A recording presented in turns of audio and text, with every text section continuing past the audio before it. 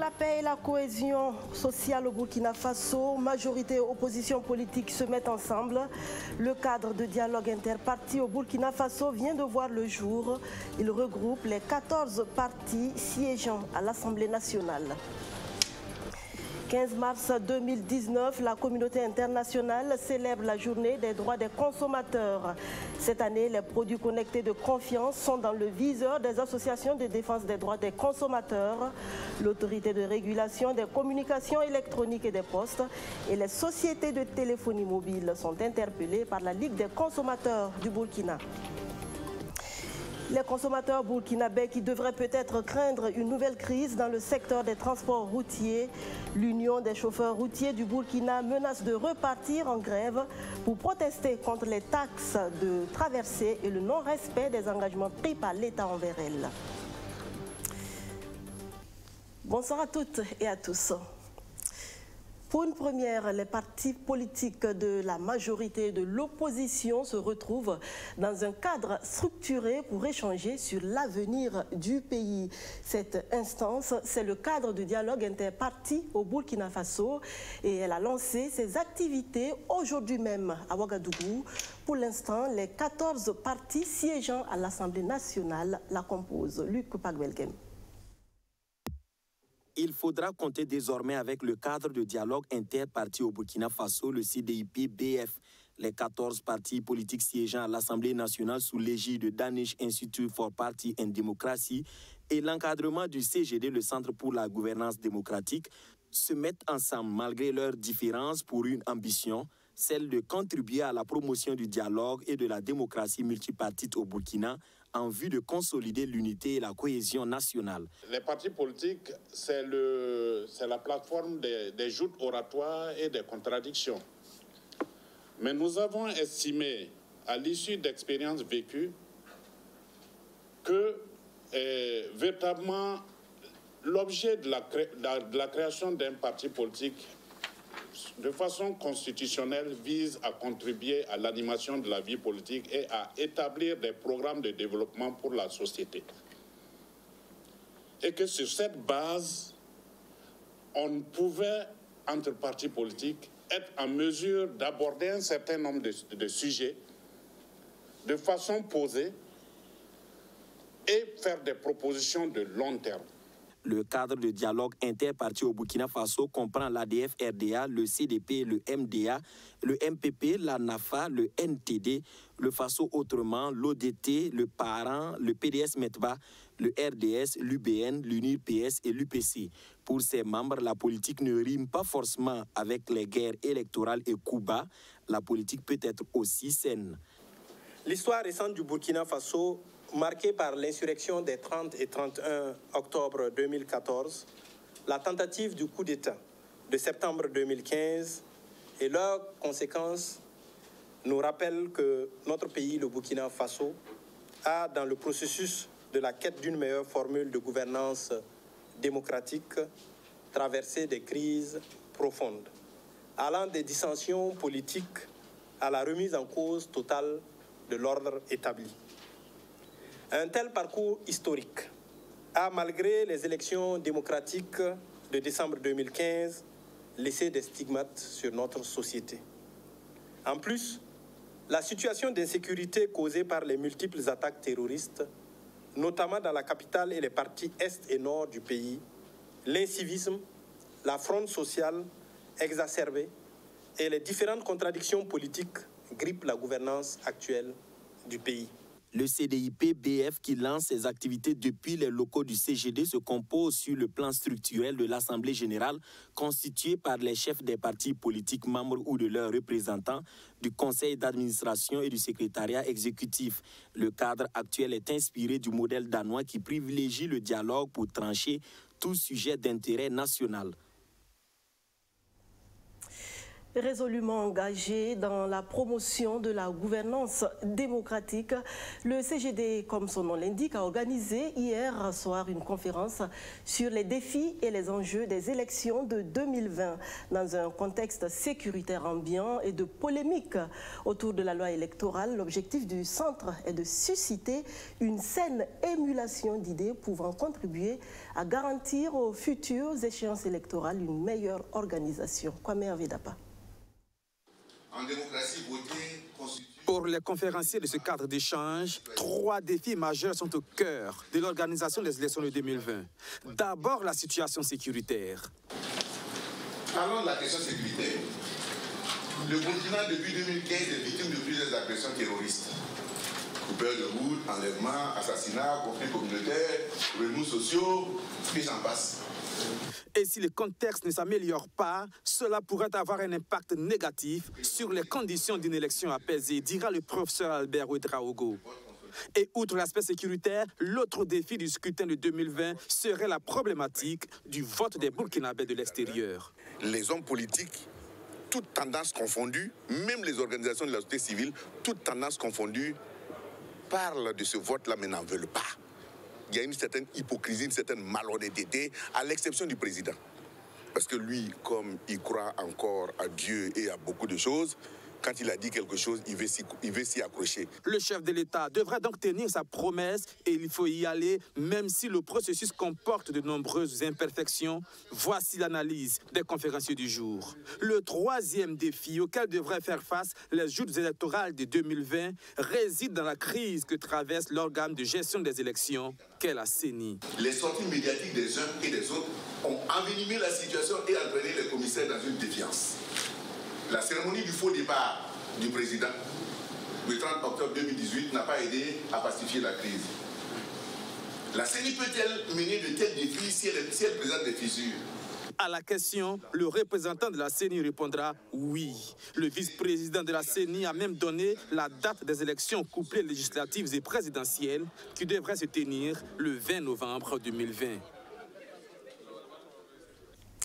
6 témoins devant le tribunal militaire de Ouagadougou ce vendredi. Ils ont comparu à la demande des avocats de 2 accusés qui voulaient avoir des précisions sur certains faits reprochés à leurs clients, nous dit Roméo Kweta. À l'audience du jour, les 3 premiers témoins ont comparu au compte de l'accusé, le sergent Sawadogo Nombila. Son avocate, Maître Toeflore, a voulu avoir des précisions sur le calendrier de son client en ce qui concerne la journée du 16 septembre 2015. Cela parce que dans leurs procès-verbaux, certains co-accusés ont affirmé que Sawadogo Nombila faisait partie du commando qui a arrêté les autorités de la transition le 16 septembre 2015, alors que le mis en cause avoue qu'il n'a mis pied ce jour-là à la présidence que vers 17 h. Une heure à laquelle les autorités de la transition avaient déjà été arrêtées. Il dit qu'il a intégré le cortège du général Gilbert Diendéré à partir du lendemain, le 17 septembre. Un argument confirmé par l'adjudant-chef Nebie Moussa Dirambo et le caporal Dassami. Le premier témoin à déposer à la barre est Salam Sawadogo, oncle de l'accusé. Et pour ce lien de parenté, le tribunal l'a dispensé de la prestation de serment. Il affirme que le 16 septembre 2015, son neveu était chez lui.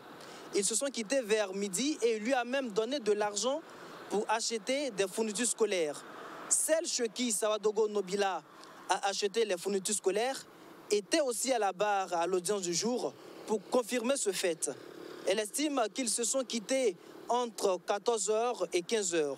Et l'avocate de l'accusé a donc tiré la conclusion selon laquelle son client ne pouvait pas être à la fois avec la commerçante pour acheter les fournitures scolaires et en même temps avec les preneurs d'otages pour arrêter les autorités de la transition. Par conséquent, elle estime que son client ne faisait pas partie du commando qui a arrêté les autorités de la transition le 16 septembre 2015.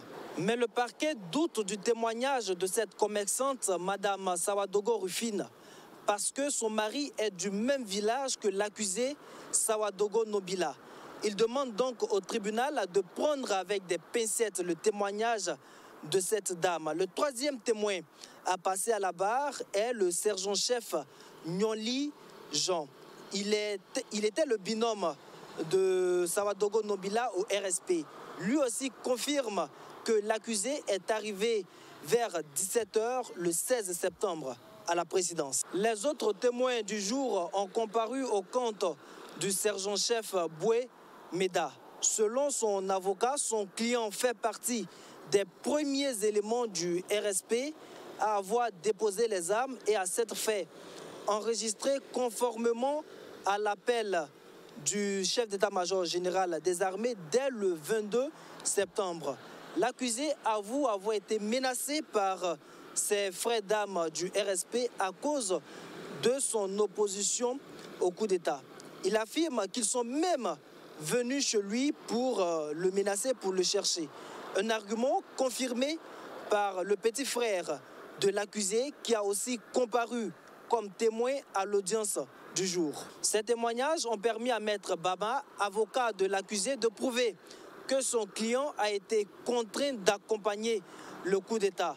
Ces 6 témoignages ont mis fin à la liste des témoins en cours. Le lundi prochain, ce sera au tour de l'expert Younoussa Sanfo de passer à la barre. Il est notamment attendu sur le très controversé rapport d'expertise téléphonique.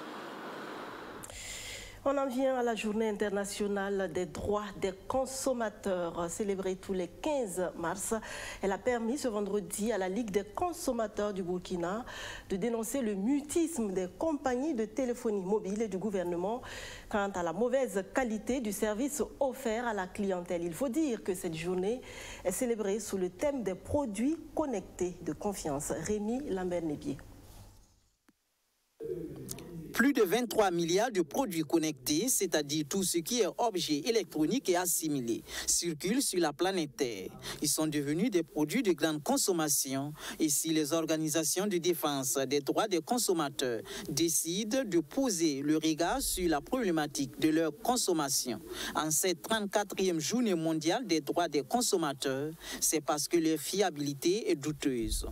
Dans le contexte précis du Burkina Faso, la Ligue des consommateurs interpelle en ce 15 mars pour la énième fois les téléphonies mobiles au respect des droits des consommateurs burkinabés. C'est alors le lieu pour la Ligue des consommateurs du Burkina de dénoncer une fois de plus et sans réserve les pratiques peu orthodoxes et mafieuses des compagnies de téléphonie et le silence coupable de l'ARCEP.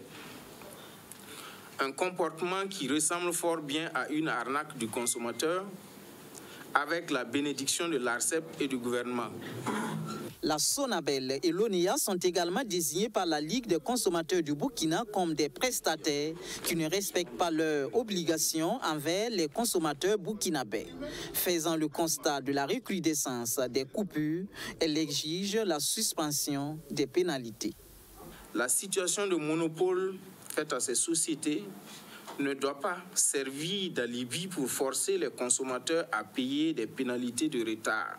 Il faut à ce titre suspendre purement et simplement les redevances, la pénalité de retard et les primes fixes. La Ligue des consommateurs du Burkina ne pouvait choisir autre jour que ce 15 mars pour alerter les consommateurs burkinabés sur les tentatives de déverser sur leur marché environ 18 000 tonnes de riz de mauvaise qualité en provenance du Niamey, ex-Birmanie. Face à cette situation, la LCB a saisi le 28 janvier 2019 le ministre en charge du commerce afin de porter à sa connaissance cette information et solliciter la prise de mesures urgentes pour éviter que ce riz ne parvienne à franchir nos frontières. Paradoxalement, le même jour, nous avons été ampliataires d'un courrier adressé au ministre par la société importatrice de riz incriminée, tendant à prouver et à remettre en cause les informations que nous détenions. Fort heureusement, le ministre en charge du commerce a fait un communiqué pour rappeler à tout importateur la nécessité de respecter les textes en vigueur. Malheureusement, jusqu'à nos jours, nous n'avons pas reçu de suite à notre courrier pendant que le bateau continue de flotter au large de l'Afrique de l'Ouest. Le droit à l'information fait partie des 4 droits fondamentaux du consommateur et à ce propos, la Ligue des consommateurs du Burkina dénonce le silence du ministère en charge du commerce sur l'interception ces derniers jours de 5000 tonnes de riz de qualité douteuse en provenance de la Côte d'Ivoire. Les consommateurs burkinabés qui pourraient de nouveau faire les frais d'une cessation des activités au niveau des transports routiers. Car face à la presse ce matin, l'UCRB n'exclut pas une nouvelle grève. L'Union des chauffeurs routiers du Burkina entend protester contre la perception des taxes de traversée et la lenteur du gouvernement dans la mise en œuvre des accords signés lors de la dernière crise dans ce secteur. Arsène Konditamdi. L'UCRB, l'Union des chauffeurs routiers du Burkina, vend debout contre ce qu'elle appelle la perception illégale des taxes de traversée. Ces taxes sont prélevées par certaines communes traversées par les routiers et doivent servir au développement des dites localités. Pour l'Union, la récolte de la taxe ne peut se faire sans contrepartie du percepteur. De plus, la taxe de traversée est interdite par une circulaire du ministère en charge de l'administration territoriale, signée en avril 2006. Nous voulons rappeler que l'institution d'une taxe locale est une contrepartie d'un service rendu par la collectivité. Ainsi, la taxe de stationnement est la contrepartie du service de gare routier rendu par la commune. Sur la base de cette approche, vous comprenez aisément que les chauffeurs que nous sommes sont spoliés par ces communes. Aucune commune ne s'est dotée d'infrastructures ni de parking pour inciter les chauffeurs à y séjourner afin de percevoir légalement la taxe de stationnement conformément à la loi. La fêtière des transporteurs dit avoir entrepris des démarches auprès du ministère en charge de l'administration territoriale et auprès des gouverneurs des régions pour trouver une solution à cette affaire. Ces sollicitations sont jusque-là restées vaines. Saisis par nos membres sur des cas de séquestration des chauffeurs dans la commune de Bobo, l'UCRB a entrepris d'aviser le ministre de l'administration territoriale à travers des correspondances d'audience afin d'échanger et solliciter son arbitrage, mais aucune suite n'a été donnée à notre solitude. La première correspondance datait du 29 mars 2017. La deuxième datait du 9 octobre 2017. La troisième datait du 15 mars 2018. Autre difficulté abordée lors du point de presse de ce 15 mars, la non-mise en œuvre des engagements pris par l'État lors de la crise au TRAF UCRB survenue au dernier trimestre de l'année 2018. Nous portons donc à la connaissance de l'opinion publique que les résolutions de sortie de crise ne sont malheureusement pas respectées, surtout en termes de délai. Vous vous souvenez qu'il avait été donné un délai d'1 mois pour aplanir les divergences. Les chauffeurs attendent toujours la réorganisation du système de gestion du fret dans les ports et à travers la mise en place du bon de chargement et à l'amélioration des conditions de travail et de vie des chauffeurs. L'UCRB se dit ouverte au dialogue, mais si rien n'est fait dans les jours à venir, elle se donne le droit d'utiliser tous les moyens légaux, notamment la grève, jusqu'à obtenir satisfaction.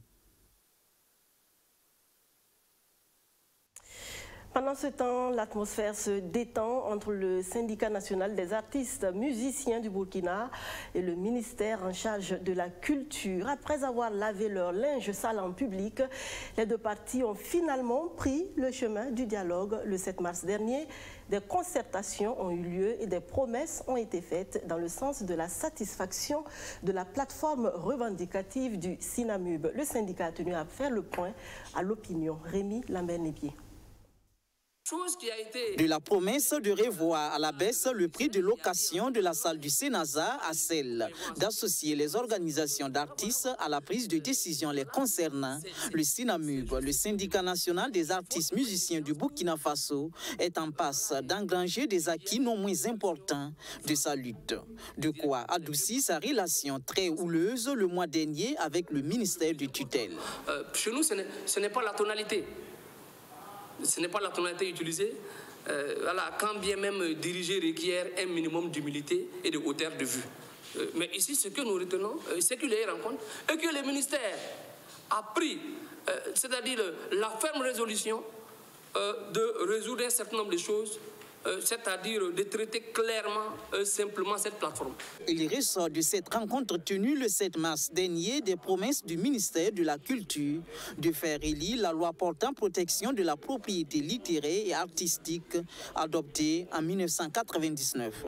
Cette loi l'a dit, qu'il y a des musiques faites à base d'ordinateur, qu'il y a des musiques pot pourries, qu'il y a des musiques étrangères. Voilà pourquoi on leur donne un coefficient 1. Il y a de l'injustice parce que dans le même temps, le jazz qui est une musique étrangère fait coefficient 5. À la base, on nous dit, c'est pour faire la promotion de la musique du terroir, parce que la musique du terroir également, elle fait coefficient 5. La musique cantique, qui est une musique étrangère, fait également coefficient 3. Vous voyez que non seulement la loi, elle est insultante, quand on dit musique pot pourrie faite à base d'ordinateur, entre nous, qu'on se dise la vérité, laquelle des musiques n'est pas faite à base d'ordinateur? Ce n'est pas vrai. Même quand tu réunis les plus grands musiciens tels que Sylvain Paré, Richard Bouna, Roger Ngenzi, Marcus Miller, mais après il faut que les données la passent sur un ordinateur pour être traitées. Donc c'est un faux débat. Voilà pourquoi nous demandons soit la suppression des coefficients, on alloue un fonds à la promotion de la musique du terroir. C'est ce que nous demandons simplement ici. Le syndicat dit également avoir obtenu la promesse d'un audit du BBDA. Il faut dire ici déjà que auditer signifie vérifier. Alors, si on part de cette logique-là, c'est un droit pour nous de demander l'audit du BBDA. Ce n'est pas parce que nous pressentons qu'il y a un manque à gagner ou qu'il y a un manque quelque part que nous demandons l'audit.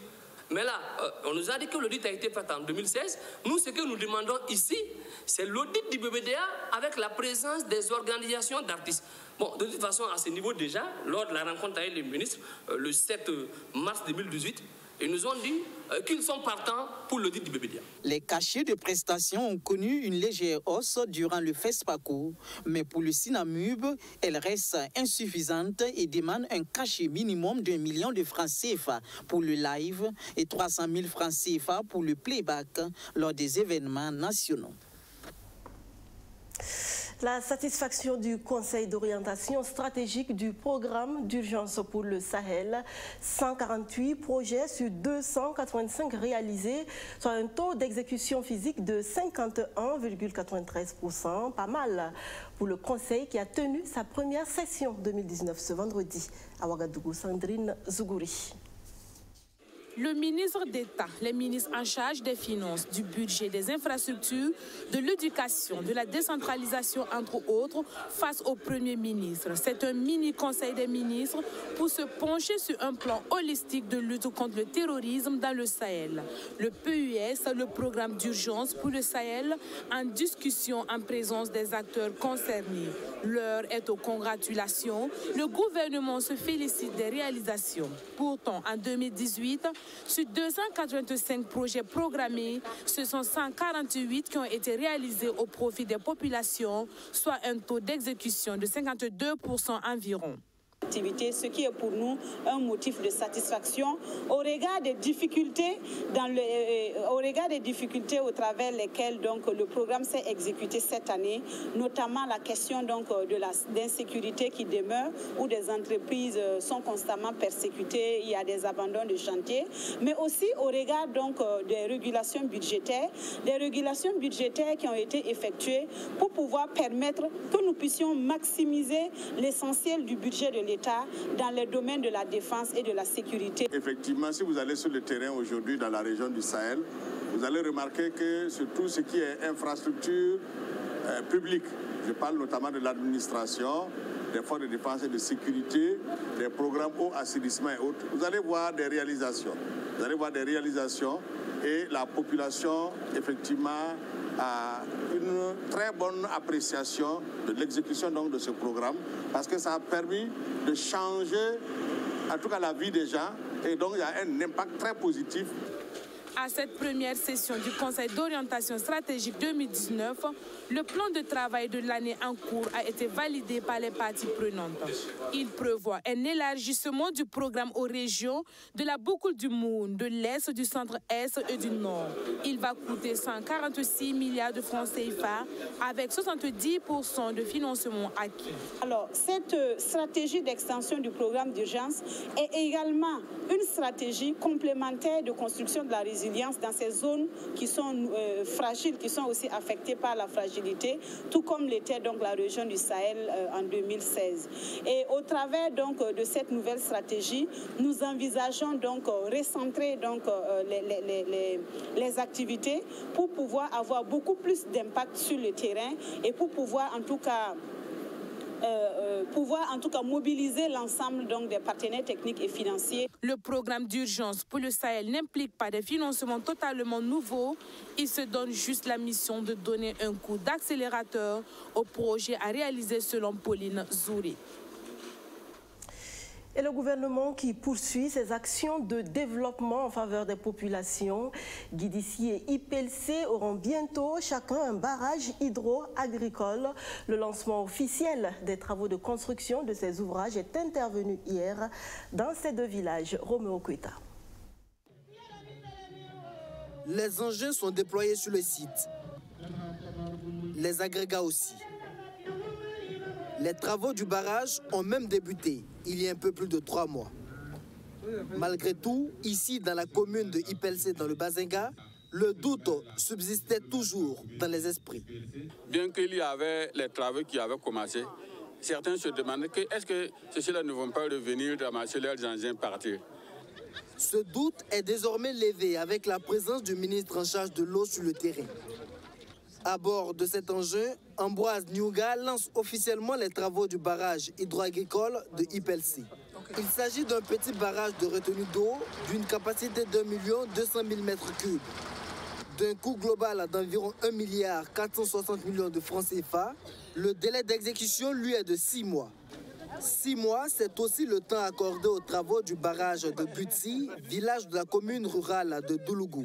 Un barrage dont le top départ de la construction a été donné un peu plus tôt dans la matinée de ce 14 mars par Ambroise Niouga Ouedraogo et ses collègues. En attendant la mise en eau, le ministre évalue déjà les retombées pour la population de Butsi et environnant. D'abord, ça sera la production agricole, la production pastorale, la production halieutique et tout. Nous disons donc que c'est un barrage à usage multiple. Pour ce qui est de l'agriculture, essentiellement le maraîchage en contre-saison ou l'irrigation d'appoint, on pourrait irriguer autour de 10 hectares. Dès que ça prend de l'eau, je vais faire appel à mon collègue des ressources halieutiques qui va venir ensemencer. Et vous savez, le poisson, ça valorise beaucoup les plans d'eau des barrages. Il y aura le bétail, comme on l'a dit. Le barrage de Guti a à peu près les mêmes caractéristiques que celui de IPLC. Il va coûter environ 1 400 millions de francs CFA et tous deux sont financés par le budget de l'État exercice 2019. La construction de ces ouvrages structurants entre dans le cadre du PNDS, le Plan national de développement économique et social. Pour cette année, ce sont 10 nouveaux barrages qui seront construits sur tout l'étendue du territoire national, indique Ambroise Niouga Ouedraogo. Vous êtes des collaborateurs, vous êtes des autres. Vendredi noir en Nouvelle-Zélande, le jour le plus sombre de l'histoire du pays, d'après ses premiers responsables des attaques terroristes qui ont ciblé deux mosquées de la ville de Christchurch. Le dernier bilan fait état de 49 morts et d'autant de blessés. Au moins 49 morts et 48 personnes blessées. C'est le dernier bilan des attaques terroristes qui se sont déroulées dans deux mosquées de Christchurch, ville côtière de l'île sud de la Nouvelle-Zélande. Les autorités qui ont bouclé la zone ont demandé la fermeture de toutes les mosquées en ce vendredi de prière. Les deux lieux de culte musulmans visés se trouvent assez éloignés dans la ville.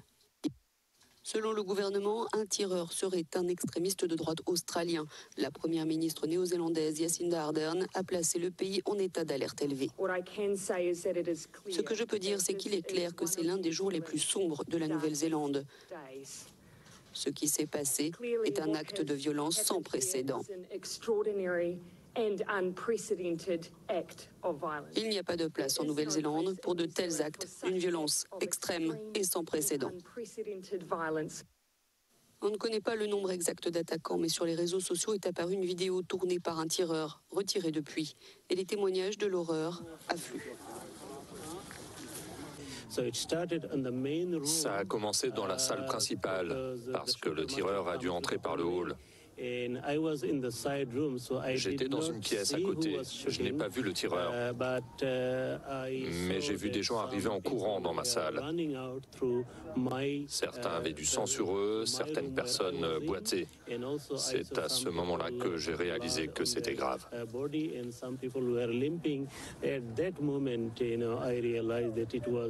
Selon une source policière, 4 personnes ont par ailleurs été appréhendées non loin des lieux des attaques. Il s'agirait de 3 hommes et d'une femme. drame. Des engins explosifs auraient été découverts dans leur voiture, coincés par la police. Quand on est en paix avec soi-même, on ne peut pas faire preuve de violence envers les autres. Merci de m'avoir reçu chez vous. Jusqu'ici, je cède la place à Kwame Hervé Dapa pour le reste de la semaine. À 20h15, vous avez rendez-vous avec Eric Soudré pour le JT Moré. À très vite sur BF1. Bon week-end.